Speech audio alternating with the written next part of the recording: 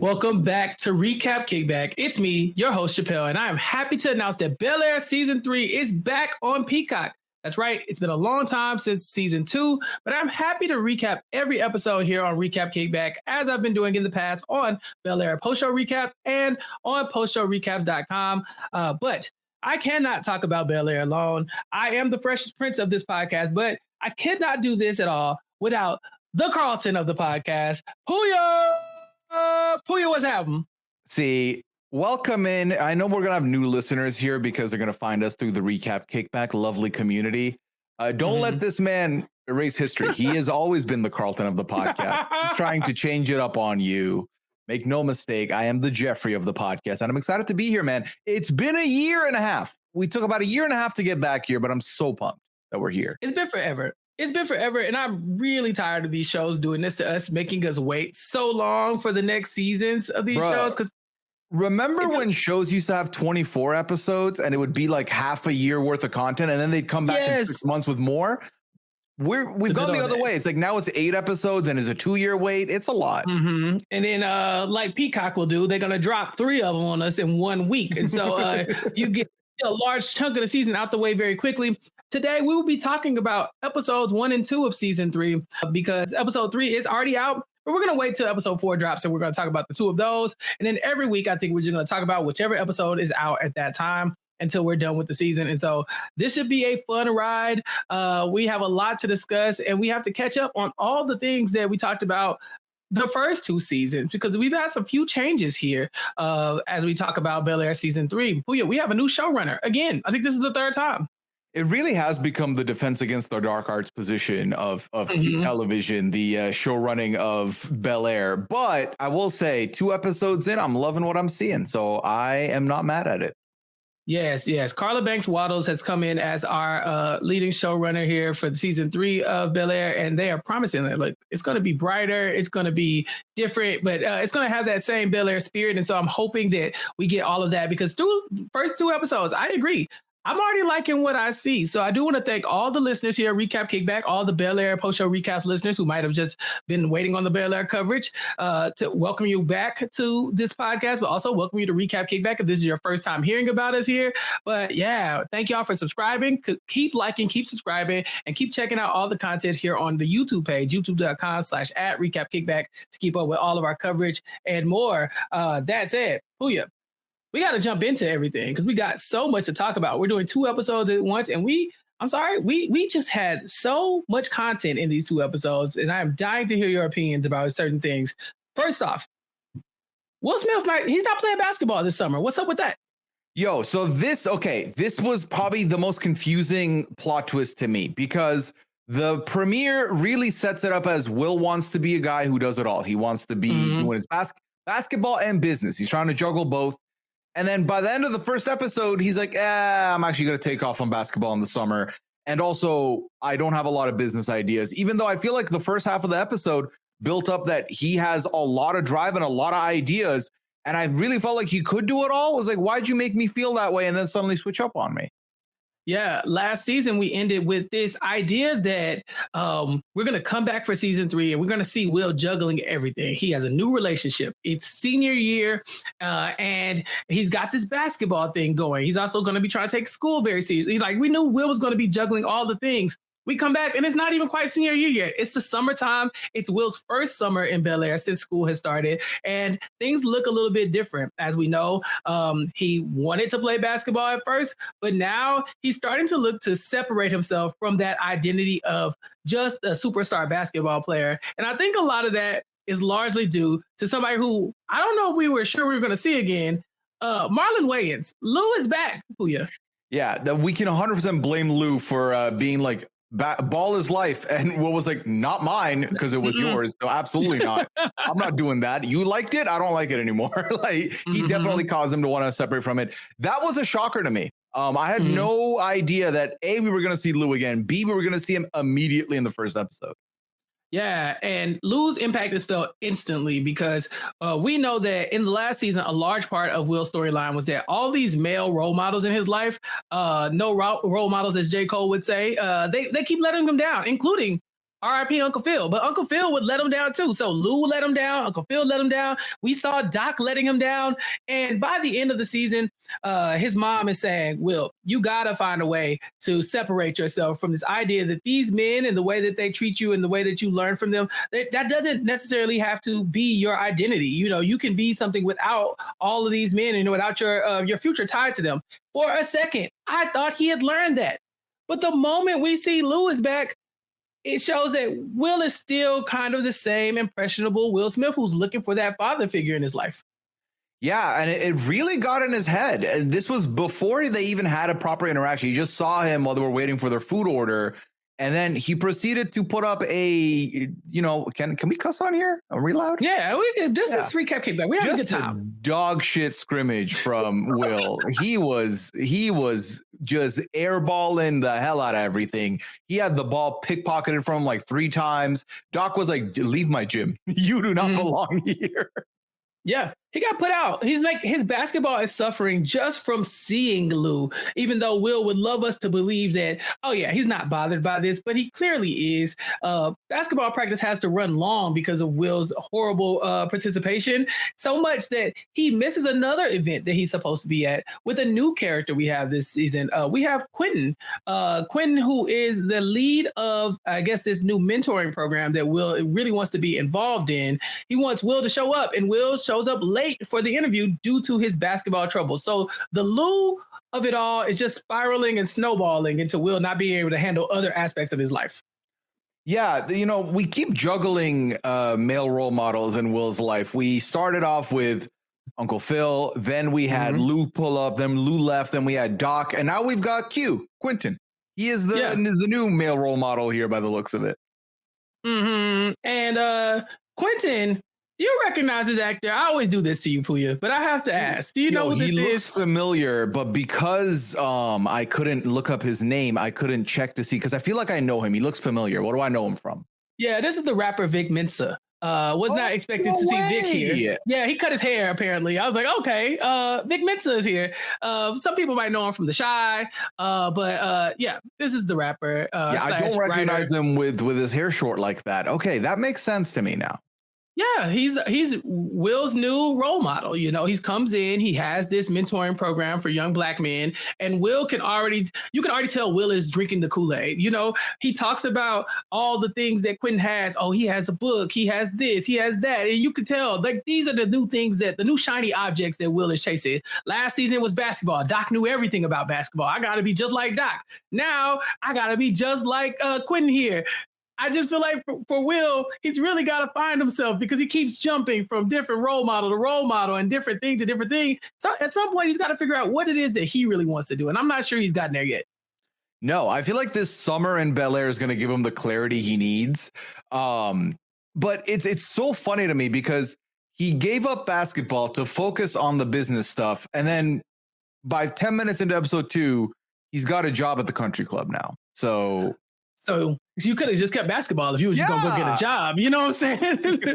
So, yeah, I mean, he will eventually try to flip this job at the country club into maybe like networking skills and stuff. But it definitely feels like if your goal is to not juggle a lot of things and you want to get something off your plate, dropping basketball, this sounds like a plan for a little bit, but picking up something else right in the meantime, you just put down one thing to put something else in your hands. You don't actually have any time to focus on this business plan. And it shows because it looks like over the next couple episodes, 1 and 2, he's going to struggle with getting this business plan off the ground. They had some crazy ideas.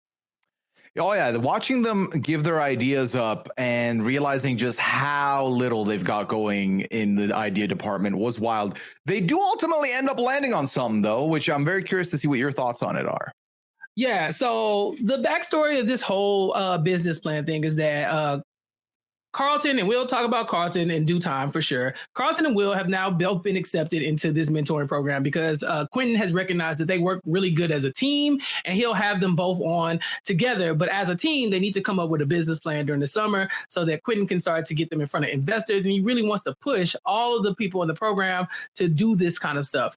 They're dropping the ball because they have a lot going on. Obviously, there's work, but there's also other teenage drama going on as well that's distracting them. So Quentin gives them 48 hours. in that 48 hours, Uncle Phil will invite them to a networking event over at his firm, and they will meet with several big name entrepreneurs and black moguls, I guess I would call them, to where they get a lot of good information. I mean, they meet with the owner of and the founder of Uncle Nearest Whiskey, who, as you know, I'm a whiskey guy, so this is like right up my alley. But they meet with a few business owners and leaders in business that say, okay, you gotta. They give them a lot of a lot of like good feedback as to what they should do as far as building their brand.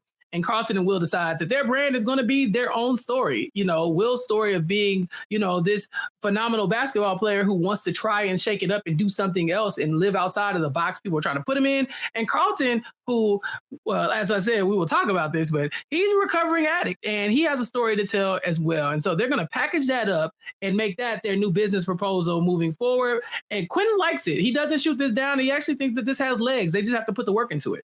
Yeah, so it felt like, are they trying to become, in a way, agents so that they can be like the middleman to give other Black entrepreneurs access to these higher ups? Is that kind of what, because that's the vibe they talked about, merch, podcasts and stuff. I was like, are you trying to open up an agency? Is that kind of where you ended up landing?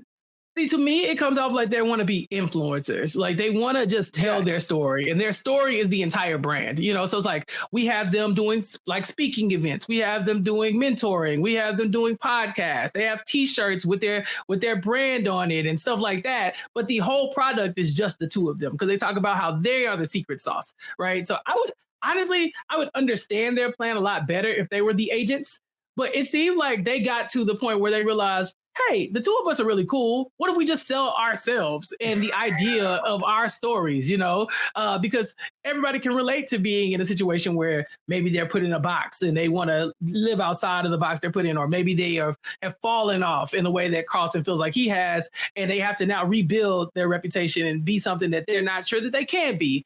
And that is the whole goal. Like Quentin liked it.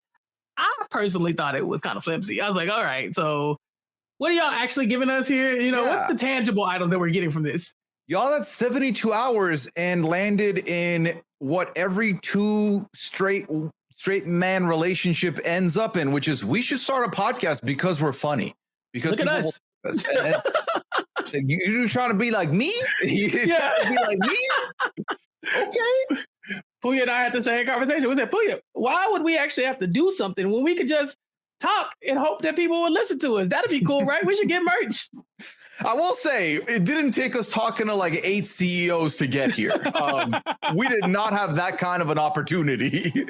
Yeah. So they landed on something that seemingly works for Quentin. And so we will see where that leads to in the future. But it definitely derails one of the points of drama that I thought we would have this season in the whole basketball thing, because Will was playing essentially AAU basketball, which is a year-round basketball training where people go to become the best basketball players in the NBA eventually. You're playing outside of school hours, playing during the summer, you're playing while school is going on. You're always playing basketball. Taking the summer off is a big deal, because his competitors are not. And so when he comes back from the summer, they're still going to be in basketball shape, and he might have other things on his mind. Now, the question is, does Will continue to pursue basketball after this mentorship, or does this become his new thing that he's leaning into for the rest of the series, Pooya?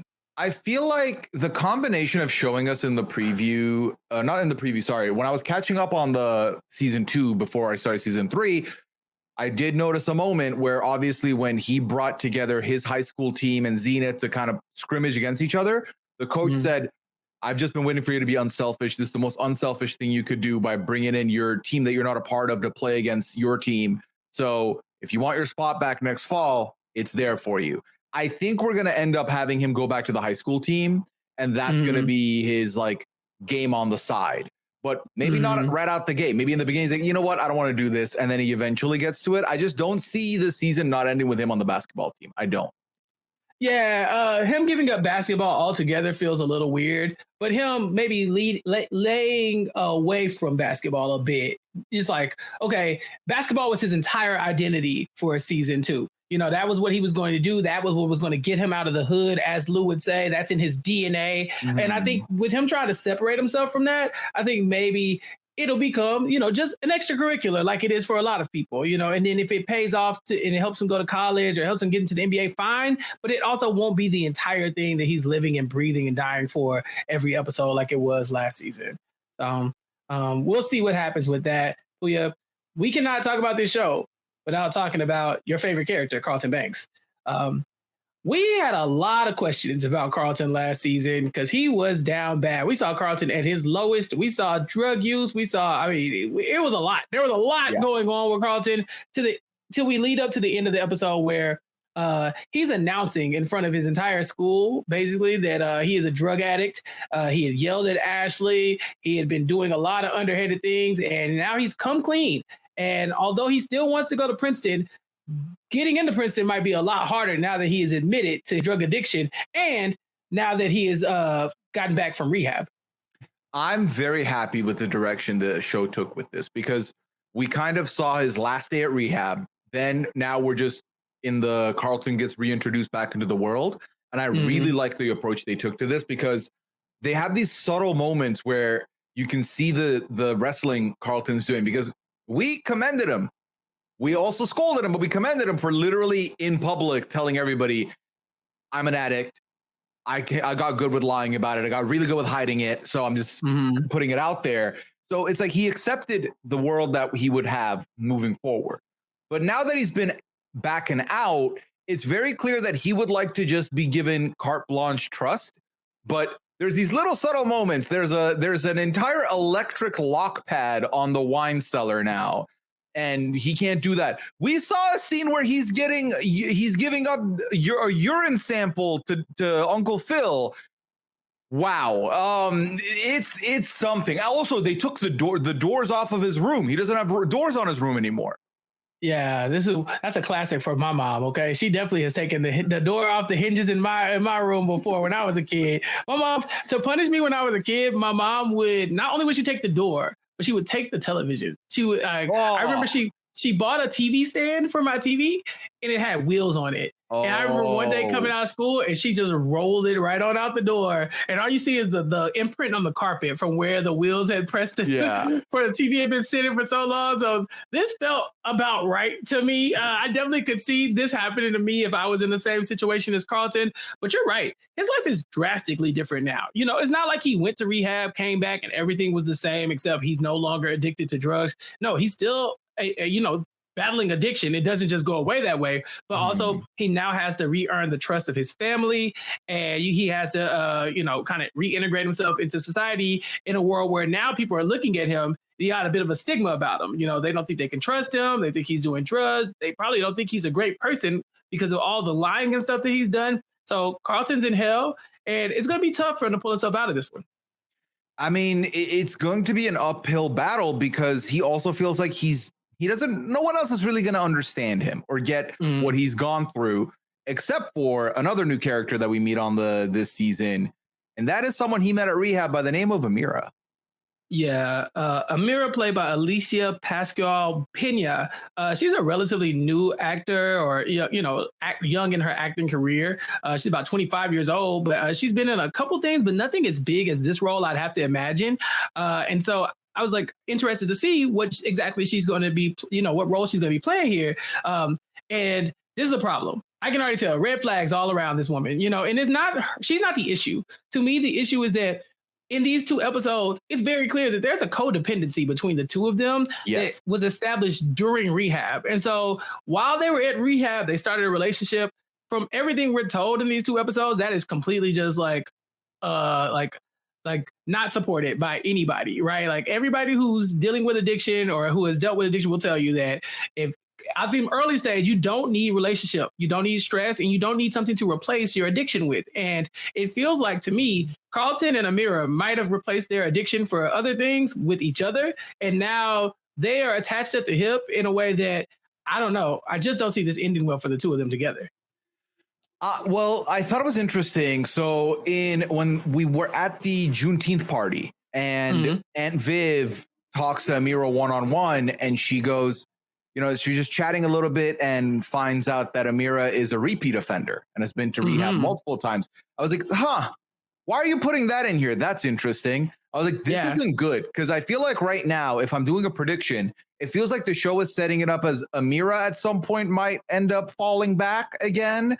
And maybe Carlton goes down with her, or the better side of the story, which is if Carlton slides back, she pulls him out of it.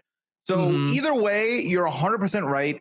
They are codependent. And I think that her story is going to be very strongly tied to Carlton this season. I don't think we're going to see her every episode, I feel like.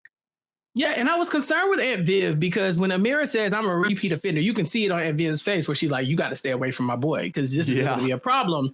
But I'd argue that maybe Carlton is the problem because we know Amira is a repeat offender, yes, but Carlton is still not trustworthy. Pooya, he just got out of rehab. He's been lying since the moment they got him. I mean, as they walk into the room, he's already hiding Amira in the bathroom when they're coming to pick him up. So he's lying out the gate.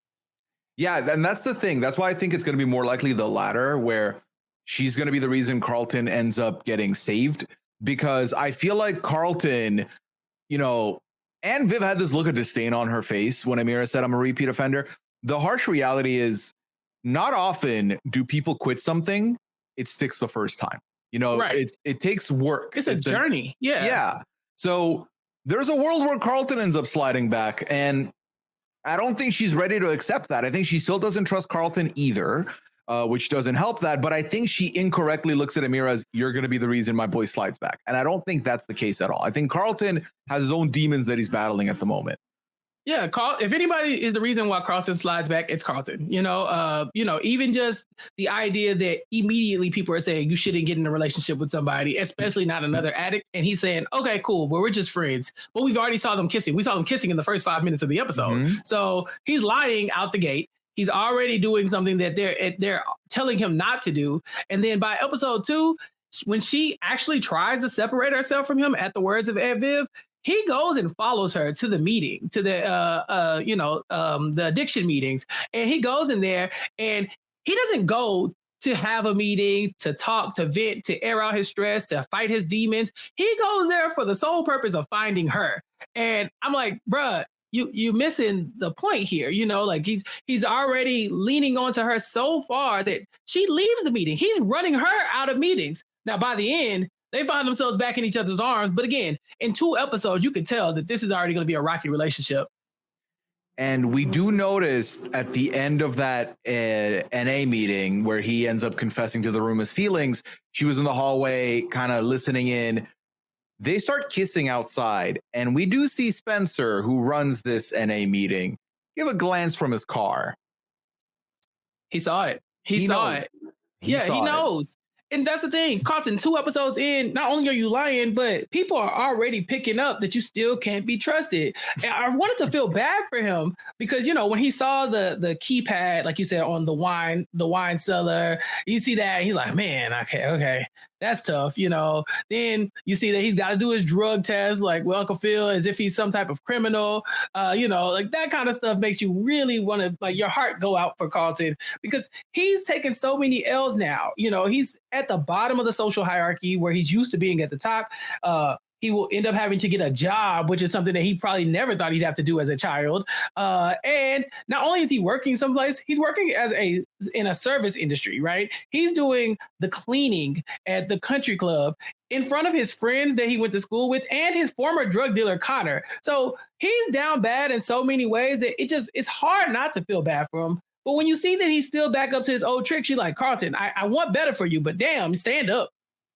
Seriously, stand up. I feel like he's doing a good job because I really thought when we saw him react the way he did to the lock pad, I thought that he's going to struggle with this a lot more. The other thing, and we've not talked about her yet, your favorite character in Ashley. Yeah. Ashley is not hiding anything in the beginning. She's very much like, y'all are dancing around the topic. Let's talk about rehab. How do you feel about it? Do you feel like you're going to recover? Do you feel like you're going to be good? He's like, yeah, well, actions speak louder than words. We'll see. I was like, okay, Ashley. Yeah. Listen, I wish Ashley was my favorite character, but damn, you didn't see her at all in season 2 until the end. Remember, we had no Ashley storyline for like a season and a half. And so it was like, oh, she likes her teacher. Oh, they fired her teacher. All right, bye, Ashley. We'll deal with the teacher firing through everyone else's lens but you. Yeah, and when we come back to this season, we see that Ashley is physically looking down upon her family from like the bird's eye view and identifying that this is a family that is very good at hiding their problems, very good at Mhm. looking shiny and rich and beautiful, and everything is going right, successful. But she's up there with her friend, I think her name is Olivia, and they're looking down, thinking, "All right, this look cool." But there's definitely some demons that these people have. And number one on Ashley's list is definitely Carlton, because I think that you have to remember that last season, Ashley is the one who caught the brunt of Carlton's, like his Coke fury that day. He Mhm. was like, I think he grabbed her and everything, so it got to the point where she was physically afraid of him. And I think that now she's like, all right, you back, but I'm gonna need to see some change. We can't just come in here just trusting your word. Although we will want to, we love you. We've seen how you act when we trust you, and we just can't let that happen again. And honestly, I think that definitely helps because I thought, okay, wow, so we're gonna have a season of Ashley being the negative one or like the angry one with the family. But by episode 2, I feel like it got a lot more lighthearted. Her and Carlton embrace. It looks like it's gonna go in a better direction. And then we also see her try and play matchmaker as well, a little parent Yeah. trap action. Yeah. Okay, now this is fun. This is fun because we have been very vocal. We are Team Jazz here. But Always. Jazz was also, he was messing up last season. He really was. Yeah. He was messing up. There was a lot of drama with Jazz and Hillary. Hillary has gone on and she has taken a month. She was supposed to go on a week-long vacation with her new boo, but she has taken a month-long vacation and come back with a fiance. Her old flame, LaMarcus, the family's favorite, is back, and him and Hillary are hitting it off. Everything seems to be going well, but straight out the gate, you can kind of tell that there's still something there with Hillary and Jazz. It ain't went nowhere. And by episode 2, they're already kissing again. They hate kissing. They're hate kissing each other, and I'm like, oh yeah, that's the best kind of kissing, Pooya. Hate kissing? Yeah, it's like I hate you too. I was like, oh my god, this is okay. This is tits. I like this. Turn it up. So, are you a fan of watching this, or have you been on the receiving end of this? Don't make me sound like a watcher. That sounds so creepy. I'm definitely gonna see it. If this don't happen, show it to me for sure. But no, I just thought that it was very interesting that they started off basically in an argument. Through the first episode, it's clear that things are tense. Jazz says that Hillary is a runner. She a track star, She gonna run away when it get hard, as they say, And so he's telling her that and saying, you're gonna leave this other dude anyway. So I don't even know why you wasting your time. So to one up Jazz, she goes and makes her big announcement right in front of him about how she is now engaged to LaMarcus. Now, fast forward to episode 2, Ashley, as you say, is playing matchmaker. She brings Hillary to see Jazz at his record store. We find out that Jazz is having some issues with keeping the business running. And later on, Jazz will then go to Uncle Phil's networking event as well with Will and Carlton, the one we talked about earlier.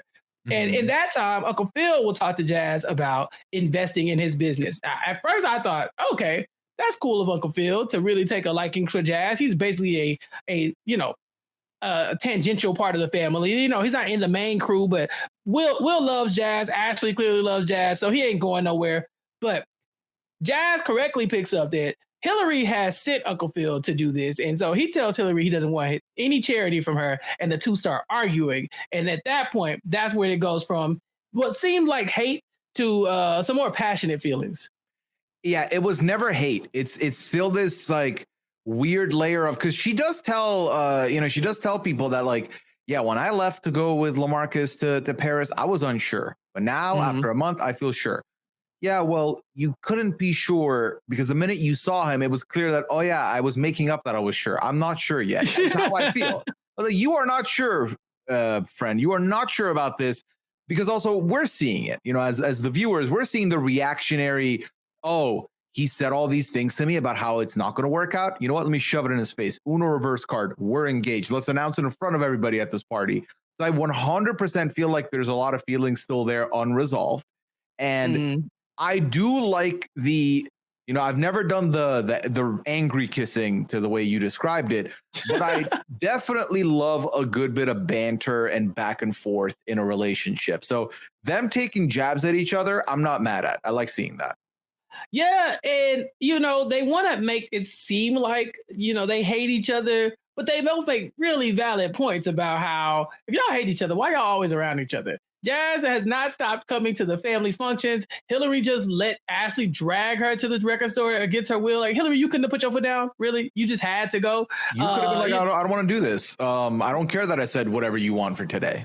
Like I'm grown and I don't have to, but you don't hate him that much. You keep finding yourself in this man's orbit, and it's very clear that there's still some feelings there. And so now that they've kissed, Pooya, does this get back to LaMarcus? Does this secret kiss become a storyline that we need to talk about moving forward?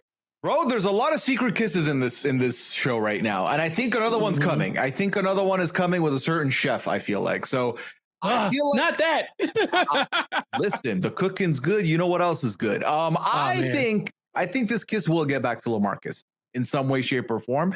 If not this kiss, another kiss with these two involved. Yeah, that would be tough, but you're right. There's some secret kissing going on in this show for sure. And one of the secret kisses that we have left over from last season is between Erica and Uncle Phil. Uncle Phil, he's got let's see if I can put this together. So Erica and Uncle Phil, she always liked him. I guess she's like frenemies with Aunt Viv.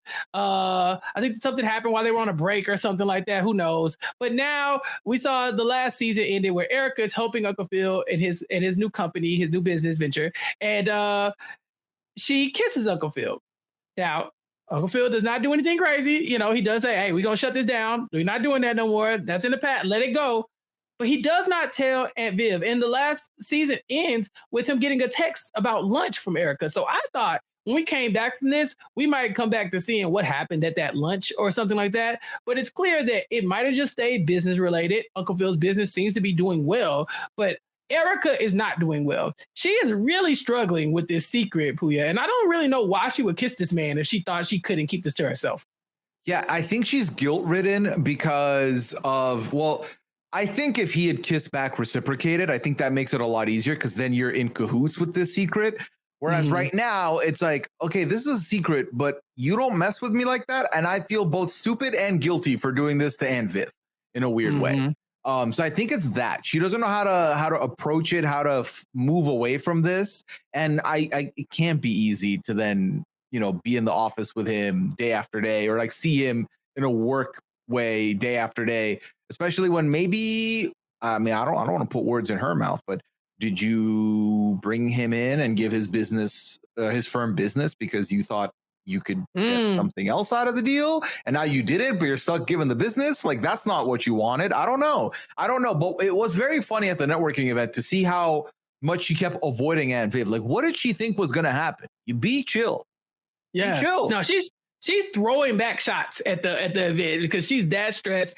And Viv says to Carlton at one point, "My BS meter is on another level now because I just don't trust you." And so I'm more keyed into the things that you've told me in the past, that you were lying about, the things that you were trying to mislead me with. Like, I was choosing to ignore those things, but the BS meter is on point now and I'm not missing anything. And it looks like she ain't missing anything when it comes to Uncle Phil either, because she picked up on the Erica stuff and she brought it to his attention. She said, "Phil, was Erica acting weird?" And Uncle Phil just point blank, like, "I don't know. I don't think there's nothing to worry about there." And just kind of tries to move on. But which was so not slick. It wasn't smooth. Sloppy. No, it wasn't smooth at all. Yeah, and so you can kind of see on his face. Yeah, don't worry about that. Yeah, leave that alone. She's like, "Are you sure?" Yeah, nothing there, nothing to see there, nothing to see there. But yeah, Viv kind of looks like she is picking up that there might be a little bit more, than what they're telling her. I think she's fully going to uncover it. I think it's going to come to a head. I think and I think the most dramatic way it could happen is if she ends up buckling and telling Aunt Viv. I don't think Phil's going to say anything. He's kept it pretty even and pretty quiet. But also, Chappell, the other thing we haven't talked about yet is they've not had sex in a while. And they talked about potentially having to be a couple who has to put sex on the schedule. And then they were supposed to after Juneteenth. They didn't. And as the Juneteenth party, they didn't. And as Phil goes to turn off the lights to go to bed, we see that Aunt Viv was pretending to be asleep. She just didn't want to have the sex. She didn't want to. It's been over a month and they haven't had time to do it, or maybe they just don't feel like it. Maybe Viv's not into it. Maybe at different times Uncle Phil's not into it, but for whatever reason, they're not connecting. I'm sure it's hard, not like that, but I'm sure Carlton being away at rehab, it's obviously not that hard, but I'm sure it's difficult to to move forward like this, right? And to get intimate with somebody while y'all are dealing with the stress of, maybe questioning your parenting. I think both of them were talking about how Uncle Phil said, I just can't always be the bad cop. And Viv said, I just feel like I've always been too nice. I feel like, they start questioning each other so much to where when they're trying to make all these other business moves happen, they're in Essence Magazine, and Viv is the head of this Neiman Institute, fellowship again. And Uncle Phil's got his thing going. And it's like, yeah, they just don't have time. But when you're seeing Viv is faking sleep, it's like, maybe she's just not quite into it right now. She's just not feeling it. And that seems like a little bit of that spark is gone. I think there's a lot of things going on in this family right now that are new changes, right? The Carlton change is a big one. Will changing up on his plans on what he's doing, but then also, and Viv has this whole career that's like back on track and that she's doing. Phil is doing a new venture now with his work. So I think there's just a lot of changes that happen, and the combination of both fatigue and, like you said, mentally not being there, I think have definitely contributed to this. And which is why I think that eventually, if Aunt Viv was to hear something, I could see some ripples at causing this relationship to strain further. I could. And sadly, we have more reason to think this might stray because, as you've alluded to before, there's a new cook in the kitchen. Aunt Viv has a new assistant, and her assistant Cruz has gone out and found a caterer for Uncle Phil's event. Now, we know Aunt Viv has pointed out to Uncle Phil, especially in these episodes, but in the past, that she's not really into being his sidekick anymore when it comes to the things that he wants to do. She wants to really focus on her own stuff. Mm-hmm. But in this episode, she's still doing that. So Cruz takes over and goes and finds her a caterer, and we meet Sharif. And Sharif is a walking red flag as well. This man is muscles and beard and cooking, and so I think at that point, the whole package, Chappell. Yeah, we got to get her away from him. He's got an accent. We got to get her away from him. We got to get him out. We got to get her out of there because I feel like she's going to fold. Now, it does look like she doesn't really notice that the man is flirting with her, but it's clear. Hillary even catches it and says, "I'm gonna tell my daddy." But she probably should tell her daddy. She probably should mention it. I'm not gonna lie to you, Hillary. This might be your chance to save the family. What? He's not doing, if he acts on it, sure, but he's not doing anything. Nah, we can find complimentary. He literally said, no, okay, pause, Viv. How are you going to tell me you have an adult daughter? Like, you look like you could be sisters. But he does it a lot smoother than I am doing right now. I mean, to be fair, Aunt Viv looks good. Okay. Yes. It's sure she could be Hillary's older sister if Hillary has a sister who's 20 years older than her, but I think that, again, Hillary even picked up on it. I seen Cruz kind of looking. And by the end of the second episode, we even get flowers, a flower arrangement with a letter from Sharif. Like, oh yeah, I think I need to change your mind about the goat or whatever. I was like, what are you doing? Get out of here. That's too far. Up until this point, I was on, because listen, Chappell, you flirted with me before. You flirted with a lot of people. Go to hell. I mean, I'm just saying, should Liana have a problem with that? You flirt with Liana. Should I have a problem with that? No, it's hard. I don't flirt with nobody, baby. What are you talking about? This is not in my vocabulary. I believe you have shown me boxers that not many people have had the privilege. All right, whoa. Okay, listen, if everybody wants to see the box, I'll go get them right now. I'll take them off right now on the street. Everyone's seen them. Pooya, I hear you. Yeah. I hear you. Just because you have a little rapport with somebody doesn't necessarily mean you about to do anything with them, right? But at the same time, he crossed the bridge too far with the flowers and that letter. Maybe I have to change your mind on the goat. No. Also, I want to see if you remember you caught this. So to me, it's like a little Easter egg, but it might be nothing.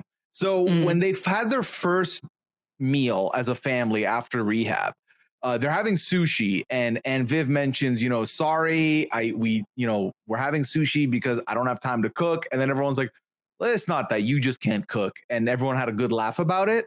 Mm-hmm. If we see her cook something this season. Oh, she better not learn no recipes. If she show up to the function with some goat, I'm leaving. I'm leaving. Hey, I can't and he told her where to go for the spices. You don't think that she's going to hit him up and be like, can you show me where those spices are? Uncle Phil, you got to see through this, brother. You got to see through this. We got to shut this down. We can't see. And in the past, Aunt Viv has been thrown a few temptations, but I mean, they threw Michael Ealy at Aunt Viv and she ain't fold. But here, this seems like it's too close. It feels like he's more likely to make anybody fold. He's way better than Michael Ealy. he's a final boss. Yeah, this is not okay. And also because Aunt Viv is having a weak moment. She's down. She's down bad. She hasn't done the things in a month. Her family's kind of in disarray a little bit. She can tell something's going on with her husband. Carlton lied to her. She just a little appreciation for Aunt Viv is probably what she's looking for. And Sharif is ready to appreciate her in all the ways. And so I am concerned, Pooya. I am not worried, but I am cautious about how this could look with Erica being in Uncle Phil's back pocket, kind of, and with Sharif hiding in Aunt Viv's bushes, so to speak. It's weird because I'm rooting against Erica, but I kind of like Sharif. And Get I'm out like, of here. Go to hell. Listen, number one is still Uncle Phil and Aunt Viv, obviously. Yeah. But Sharif's cool. I don't know. He can go, but he can go. We can find other caterers. Hillary, get your ass back in the kitchen. Because Hillary has not cooked out here jet setting around the world, skinny dipping in the Mediterranean and joining the Mile High Club and all that kind of stuff. But she hasn't cooked in a while. And we also find out that her content house is no more. She comes home to the content house and her crew is gone, except for her number one frenemy, Ivy, who is still there to say, Hillary, we've been waiting, but I'm the only one who stuck it out. I mean, that's the fickle world of being an influencer. Everyone's trying to keep on top of trends, keep going. If you took a break for a month and you expected everyone to wait for you, that didn't happen. But it seems like all the influencing power she has still strong because she's getting all this free merch, free gear. There's talk of Versace. So she's doing well. But we do hear that she misses cooking. She definitely misses cooking, which was, when we first met her, the cornerstone to her career. And now it's kind of taken a little bit of a backseat with this other stuff. Oh my God, do you remember the sexy cooking storyline that we had with Hillary? Of course I remember the sexy cooking. Are you kidding me? I still have it bookmarked. How did that end again? Remind me.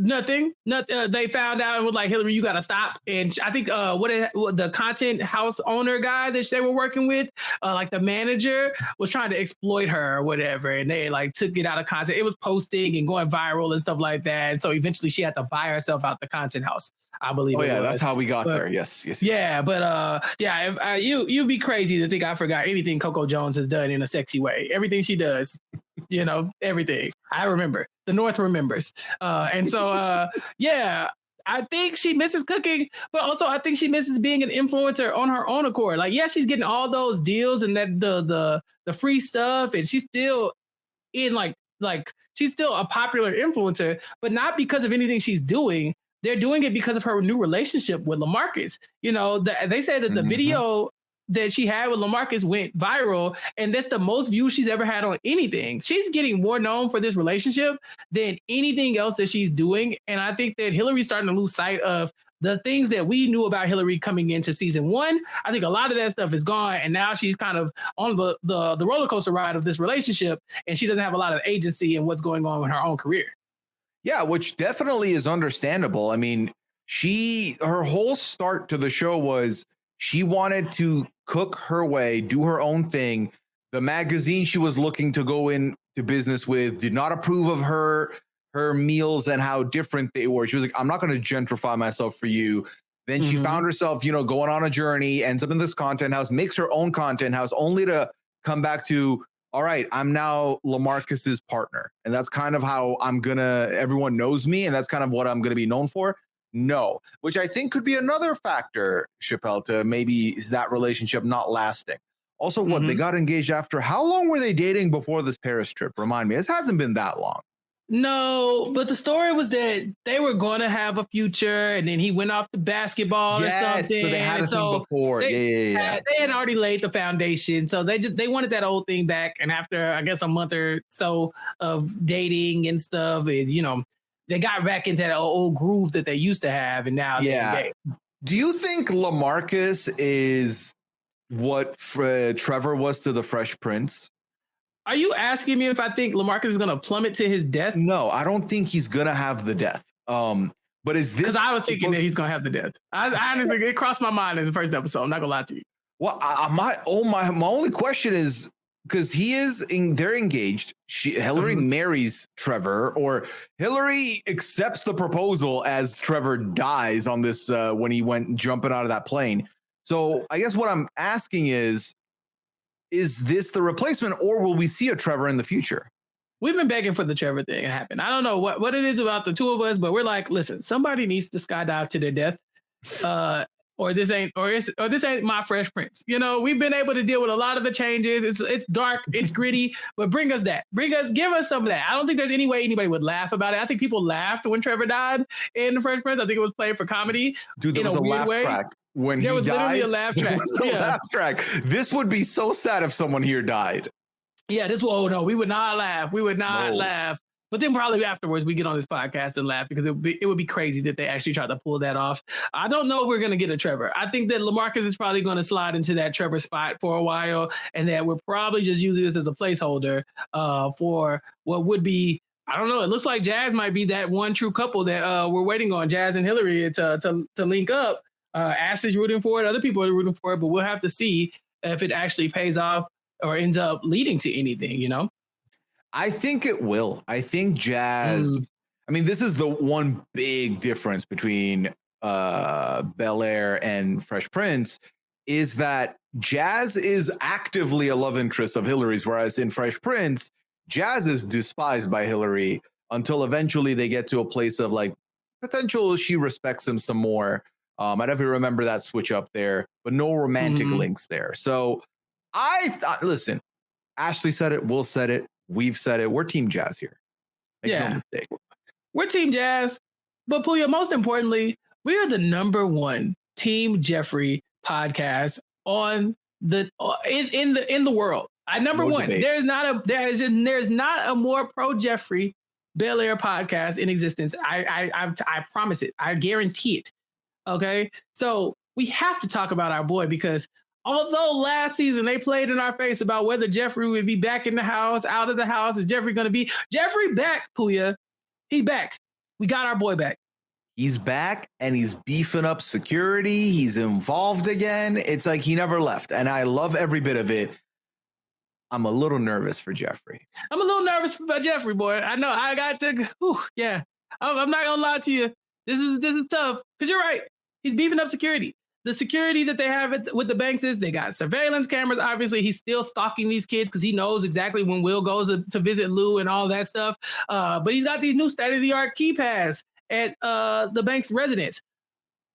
But there's also another place with these state-of-the-art keypads, and one happens to be a random-ass apartment in the area. And because it looks like Jeffrey has now moved his son Frederick into an apartment, into a safe house, if you will, with beefed up security of its own to keep him safe from Jeffrey's enemies back in London.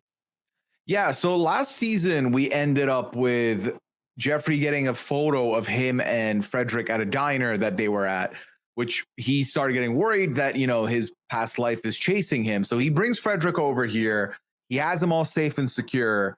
And I was like, this is nice. They're bonding. He's teaching him how to box. I thought that was cool. And then at the networking event, I got happy because Frederick and Carlton and Will were hanging out, chopping it up. And I was like, I want this to be a trio. This would be so sick. Only for Will to stumble and eavesdrop onto a conversation of Frederick talking to somebody on the phone, talking about how, you know, Jeffrey doesn't know anything and we're all good. Jeffrey has no idea. And my hope is that this is a goose chase and it's like he's talking to his mom or he's talking to somebody else that is going to surprise Jeffrey with something good. Because I swear to God, if you take Jeffrey out of the show, we're going to have problems. There better not be, you better not have weaponized his own son against him. I'm not ready for that level of heartache. I'm just not.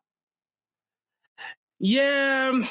I mean, this is tough. We know in the Fresh Prince, the source material, Frederick only shows up once, and he is he's ran off by Will because Will catches on that this is a scammer. You know, he has no intention of being a butler like Jeffrey and all the other lies he was telling, and he's dipping out with a bunch of money. You know what I'm saying? Like he's basically coming as a scam, and then he leaves. We watched a different story of Frederick in the last season or so. So that's not the Frederick that we were presented here. But with this whisper conversation happening on the phone, I know that the show could easily be setting us up for failure. Maybe Will takes this information and runs with it, and it turns out it's nothing. But I can't trust Frederick because I know where Frederick came from. You know what I'm saying? I know that in the source material, this man is not to be trusted. It's like trusting Lou. You know what I'm saying? Like it's like I can't do that because as a Fresh Prince fan, that would be unwise. You know? And so I think that there's some smoke here, so I think there might be fire here as well. And I think that could end really badly. Yeah, I think Frederick breadcrumbing Jeffrey a little bit to saying like, you know, I've heard on the streets that you used to roll with this gang or whatever. And then ultimately Jeffrey opens up to him. My mind starts to wander. I'm like, okay, so did he get recruited by the same person that wanted Jeffrey out? That's how it feels. And this is his initiation. It is almost how it feels like right now. Bring us your daddy. Yeah, I think it's. I think so. I honestly think so. You know, Jeffrey tells a story about how he was a top boy in London, and then he switched over to another gang, the Hill Boys or whatever, and then he became like second in command over there, and he had to murder the guy who was in charge because when Jeffrey had Frederick, when he had his son, he wanted out, and it's blood in, blood out, and so they were gonna kill him, and he murdered to save himself and escaped to the U.S. Now all of a sudden Frederick's back asking a bunch of questions about Jeffrey, and I can't believe that. I can't believe that to be a coincidence. You know what I'm saying? Like that this all happens and that people know, right? That they're onto him. Now, why Frederick would be doing this and also they would be sending Jeffrey pictures, that's kind of odd to me. You know, like they're sending Jeffrey pictures of these interactions, and if Frederick's in on it, like what does that do? Is that just to scare Jeffrey? Because if you want to surprise him, you don't want him to know that they're onto him. It's the perfect plan, Chappell. They show this photo to Jeffrey. Jeffrey then says, oh God, they're after Frederick. They know where Frederick is. He's linked to me. I got to keep him safe. Literally walks him through the code. He gets in. He has full access now, just by proxy of association. And that's kind of their in. Otherwise, I think Jeffrey had been doing a good job of setting up all the walls. Yeah, that's true. And this isn't great. I don't trust Frederick at all. The Will seeing or hearing the phone call happen, that was enough for me to be like, I'm out. I'm not in on this because I just can't trust it. You're right. That picture absolves Frederick in a way to where Jeffrey wouldn't even think that Frederick's involved because he was in the photo. It does look like they're after Frederick. And so that's going to bring Frederick closer to Jeffrey. And then if somebody needs to strike, Frederick will be right there in striking distance in this safe house that Jeffrey has set up for him. I have a little bit of faith in Jeffrey, though. I'm not gonna lie to you. This is our secret agent. You know, he might be a butler, but this man is 007. You know, and so I just really don't. I know that it looks like the odds are probably going to be against him in this one, but I just feel like Jeffrey gonna know. He gonna catch on. You know what I'm saying? Like Frederick gonna try to move, and Jeffrey gonna be one step ahead of him. It just to me, it feels like that's what our Jeffrey's got to bring to the table on this one. 100%. Did you see that montage of him boxing alone? Yeah, Jeffrey ain't the one to play with. That's what I'm saying. Like, go more of this. I feel like no one has ever made a butler seem quote unquote as macho as this iteration of Jeffrey. I absolutely love this character. I think what's his name? Jimmy has been doing a phenomenal job portraying this character, and I love how UK he gets around Frederick. It gets more UK and I love it. I was afraid for a second we might hear some of that rap. I was very nervous because you secretly listen to Grind. Don't even play. I couldn't even imagine. I'm sorry. We covered Supercell here on Recap Kickback, the premiere with the Was It Good Though podcast. They came on to talk about the premiere, and Pooya, I don't know if you watched it, but this is way too much British rap in the first episod. I need to load it up. Too much. Oh God, no! Oh God, no! I mean, you can definitely watch it because season 2 for Supercell has been renewed in Netflix, so it will be out in the next couple years probably. But yeah, and I can see us talking about it in the future. But I'm just not a fan. I'm not. You keep that British nonsense over there. But well, speaking of music, real quick, just another PSA that Bel-Air has some of the best music on television, in my opinion. It's so good. Opening up with that Sunshine song by Fat Joe. Been waiting on that sunshine one.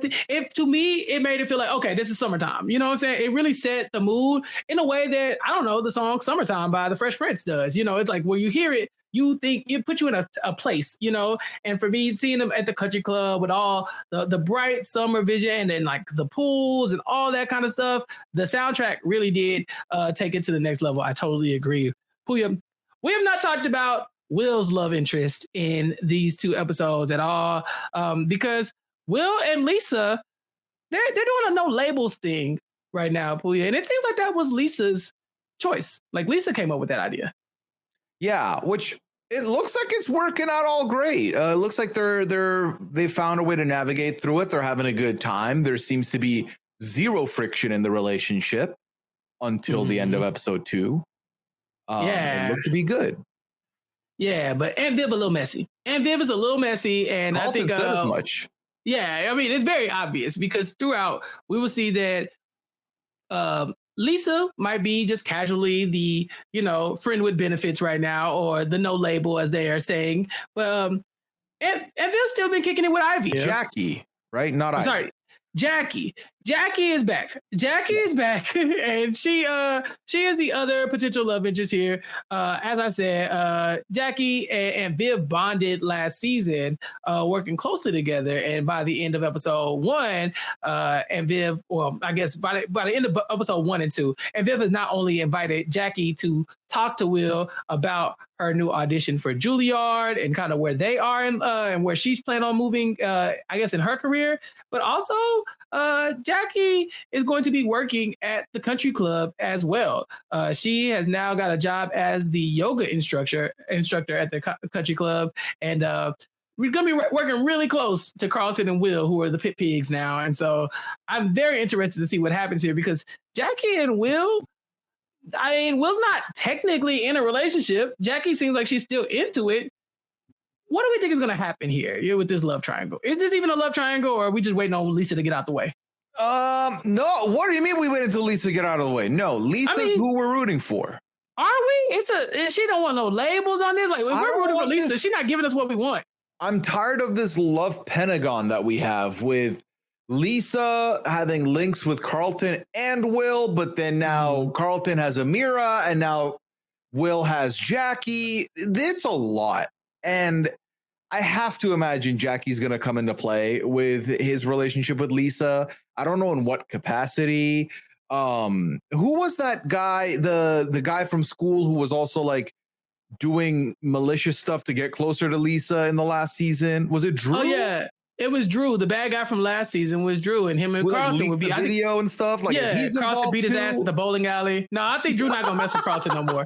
Ever since Carlton beat his ass that time, I think we're done with Drew. I don't know. We might get him when the school year starts back up, but I think he might have learned his lesson. Yeah, that's a good question. Do you think that we're gonna get back to school this season, or do you think they're saving that for season 4? Because that'll be the senior year. It's senior year for sure. Okay. They got a lot to accomplish this summer. I mean, they got the business side of this thing going on. We got obviously a love triangle with Will. We got Carlton's addiction. We got Aunt Viv and Uncle Phil in somewhat of a love square triangle pentagon. Love something. Something. Yeah. And so there's a lot. And then the love triangle with Jazz and Hillary and LaMarcus. And I don't know, where does that leave Ivy? She's Hillary's friend of me, but she's also had eyes for Jazz in the past. Low key, part of me thought that when she got back from Paris, that was going to be the reveal of like, well, I've been seeing somebody and it's Jazz. That didn't happen.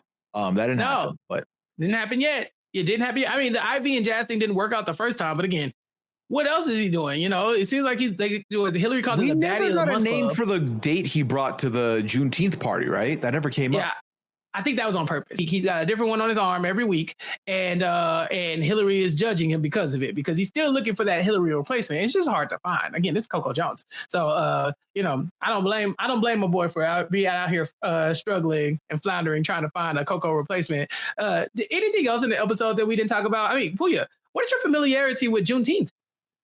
I mean, honestly, I've a lot of it has been just learning in the last couple of years. I quite frankly didn't know about Juneteenth until when I moved to the US, I would even say, go as far as saying. It's kind of been Yeah. something that's been off my radar. I would hear it, but I didn't know what it meant. So it's been a lot of getting educated recently. Well, I do want to give a personal shout out to you, Pooya, because you are new here. You are a recent citizen here of the United States since Yeah. between last time we recorded and today. So congratulations to you.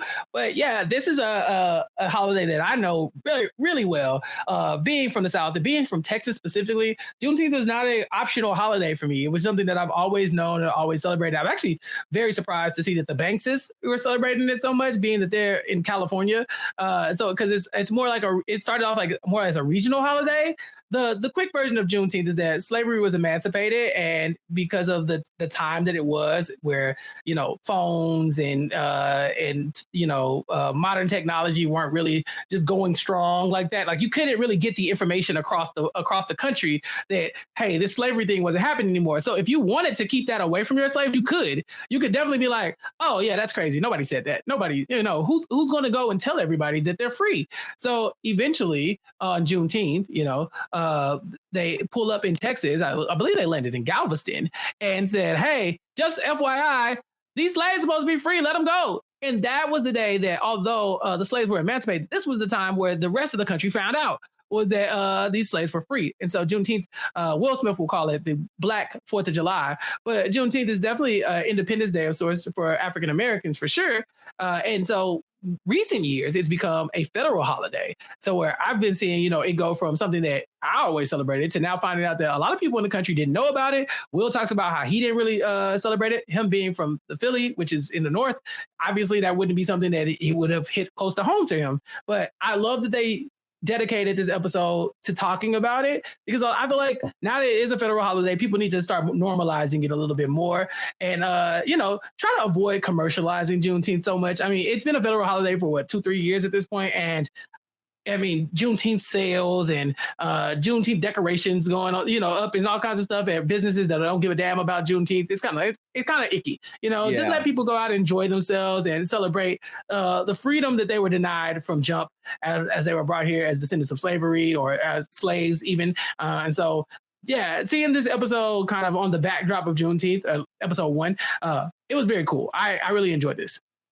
Yeah, no, it was very fun. I really liked the entire way they set the party up. I think it looked like a good time, which obviously, as it should be, it's a party. But to your point, also the commercialization of like culture and identity is very much a real thing in our day to day now. Where like anything that they can grab to squeeze out for some money, they do.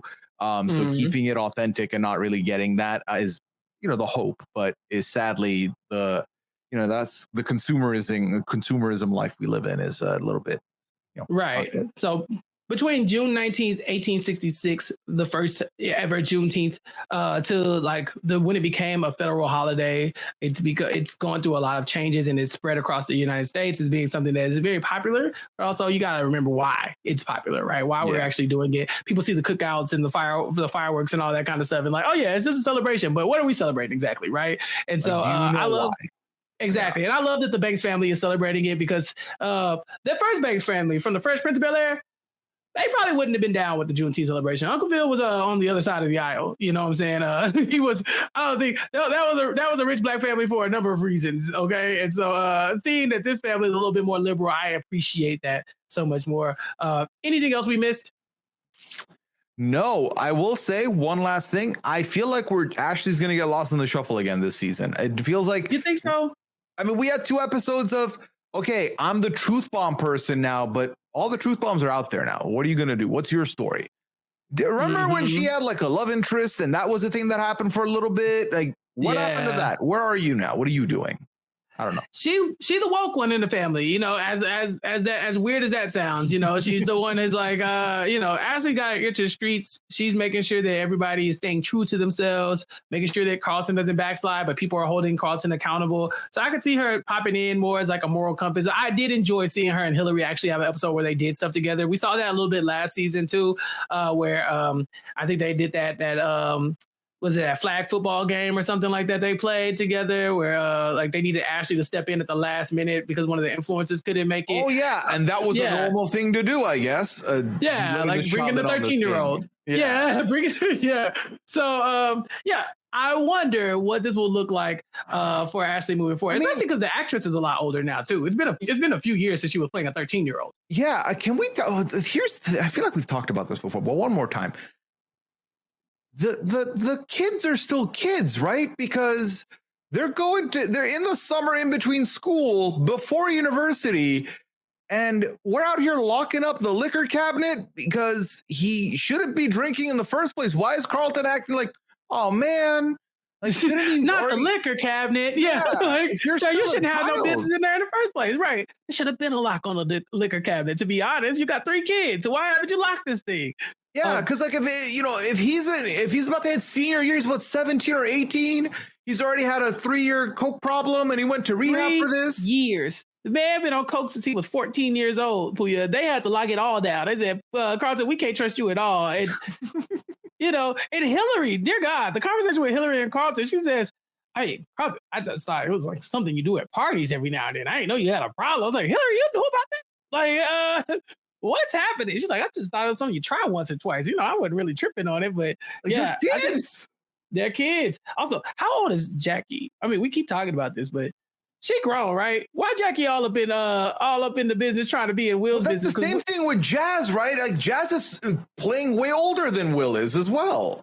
Yeah. Oh, if Jazz is old, that's fine because Jazz is after Hillary. Jackie, I feel like, is after a junior in high school. I mean, he's about to be a senior. But they was messing around last season. I definitely don't think she was in school. We never was. She's Jackie trying to go to Juilliard. I feel like she's also supposed to be around the same age range as Will. Right? Okay, but why she ain't in school? Like we don't never hear about Jackie being in school.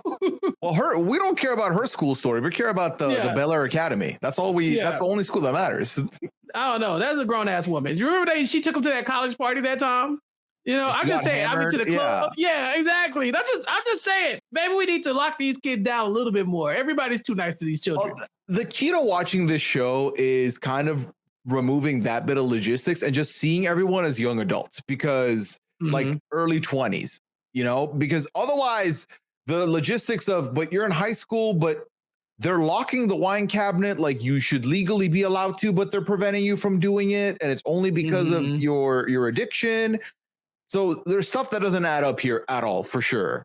Because if anything, you got to think of the idea that, okay, Ashley's around the same age that Carlton started doing cocaine. So yeah, if Ashley started doing cocaine this season, we should not be shocked. Yeah. We should be shocked because it's Ashley. We should not be shocked because she's 13 because they already had a 13-year-old. Right. And it's funny because I feel like Carlton, Will, like their story is giving 23, 24. Ashley's story is still giving 8 years old. Like she's on the other end of it. She's way too young by the looks of things.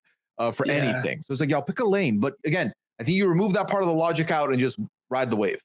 Yeah, especially once you think about how old these kids are in comparison to how rich they are. I think rich kids get a lot more leeway in these situations. True. They get a lot more room to mess up, a lot more like access to maybe hard drugs and, adult situations. So maybe that's a lot of it too. But from what I can tell, this is going to be a fun season. It's the summertime, and we're going to have a lot to talk about throughout in regard to all of the things that we talked about in this episode and more. So, Pooya, are you ready to talk about this entire season of Bel-Air?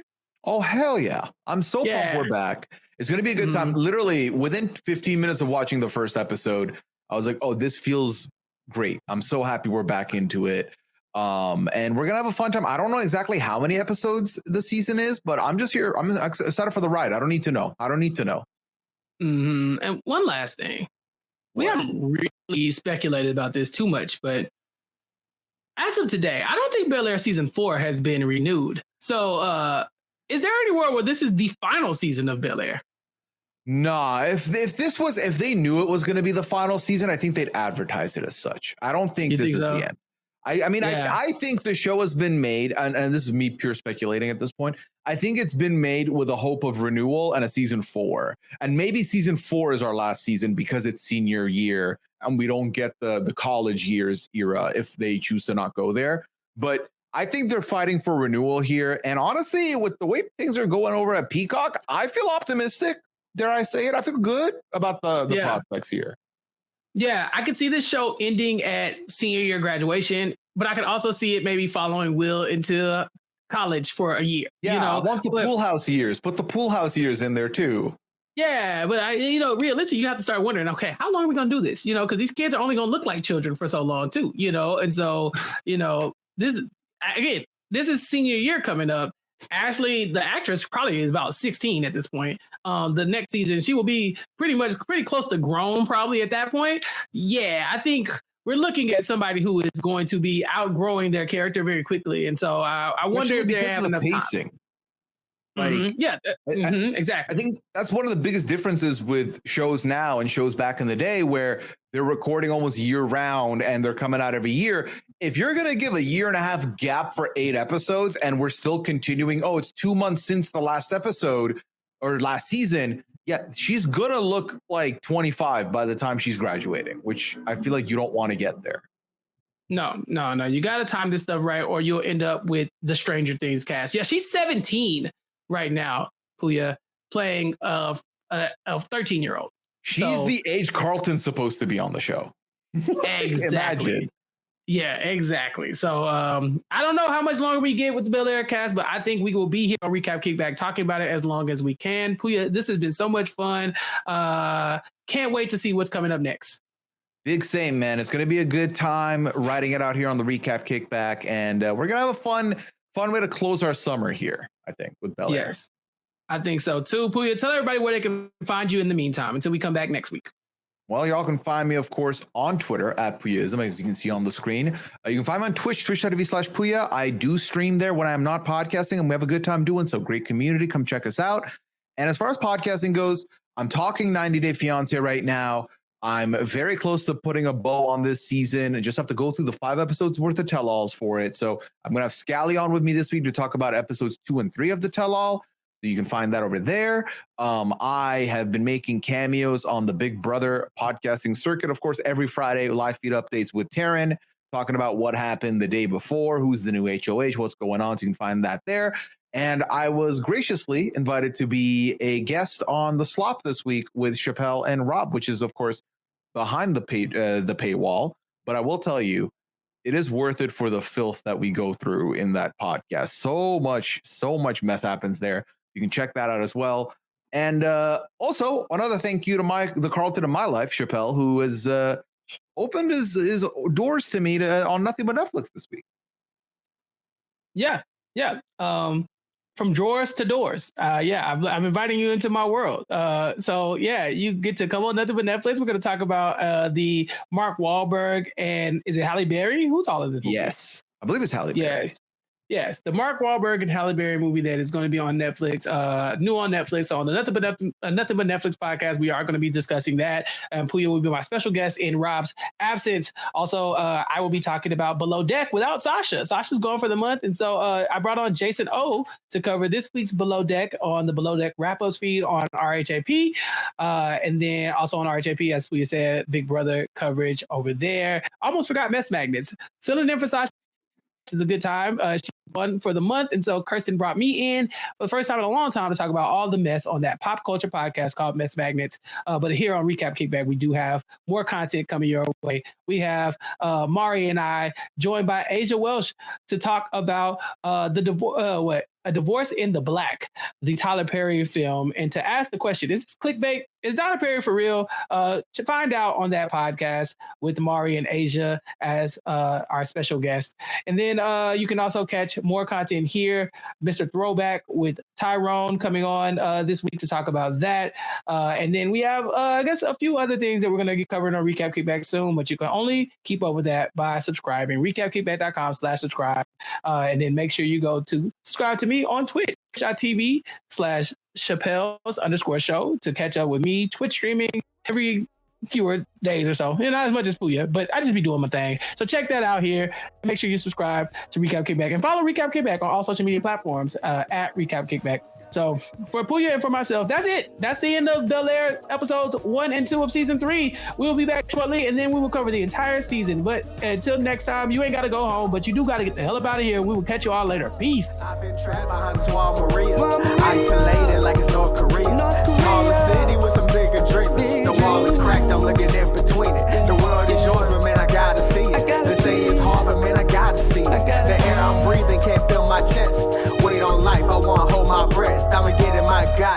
self.